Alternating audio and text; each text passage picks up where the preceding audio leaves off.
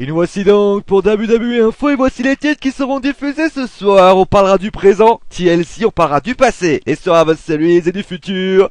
Eh bien, WrestleMania, on commence avec le passé, c'est les Survivor Series. Vous avez pu voir que vous verrez sans doute que j'ai été assez mécontent par rapport aux Survivor Series, par rapport à ce thème qui a été proposé. Je n'ai pas été le seul puisque les spectateurs qui se trouvaient, dans l'arena ont été assez mécontents par rapport à ça.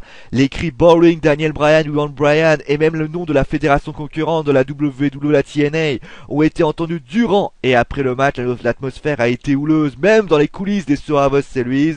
Beaucoup de talents se disaient fatigués après leur séjour de 2 semaines en Europe et espéraient avoir un break cette semaine pour pouvoir un petit peu souffler.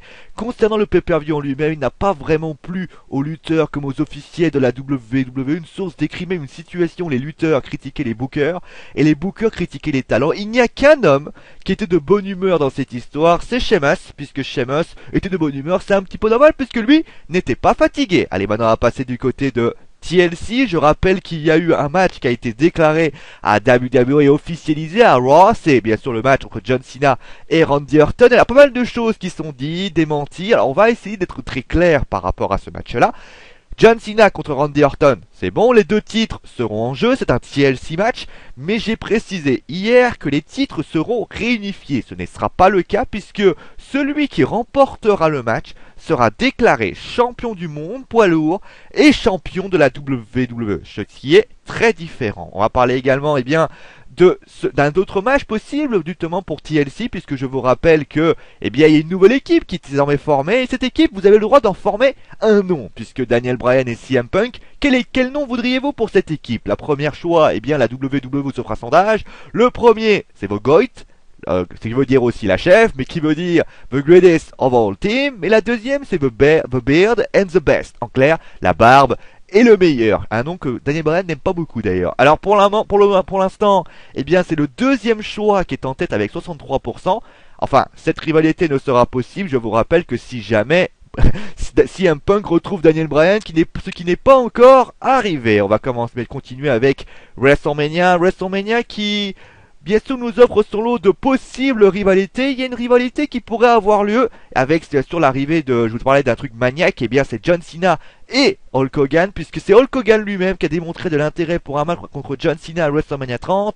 Il semble cependant que Triple H aimerait être celui qui affrontera John Cena lors de ce pay-per-view. Triple H et Vince McMahon d'ailleurs sont assez d'accord avec ça, ils ne sont pas très enthousiastes quant à un duel entre Cena et Hulk Hogan. De son côté, le Big Show aimerait avoir Hogan comme coéquipier afin d'affronter Triple H et Randy Orton. L'équipe créative, lui, n'est pas très d'accord avec cette idée, croyant que ce serait difficile d'étirer la rivalité entre Big Show et Triple H jusqu'à WrestleMania 30, ce qui prouve une chose, c'est que pour le moment, à l'heure où on en parle, à part un match qui a été quasiment officialisé, aucun des matchs est prévu pour WrestleMania, ce qui est assez inquiétant quand on sait qu'en général, quand on est au Survivor Series, la route vers WrestleMania est quasiment planifiée par les bookers de la WWE. On parle également de John Cena qui a été l'invité bien sûr de Nakamoto de la chaîne Fox Business. Au cours de cette interview, John Cena a révélé s'être promis de partir de lui-même de la WWE lorsqu'il aura le sentiment de ne plus pouvoir rivaliser avec des jeunes talents, sans pouvoir autant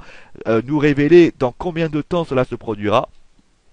Le champion du monde poids lourd a également révélé une information pour le moins très intéressante, puisqu'il a déclaré que son personnage rapportait la bagatelle de, attention, suspense, 100 millions de dollars par an à la WWE. Tu m'étonnes que le mec veut être le visage de la fédération. Bon allez, on va s'arrêter là.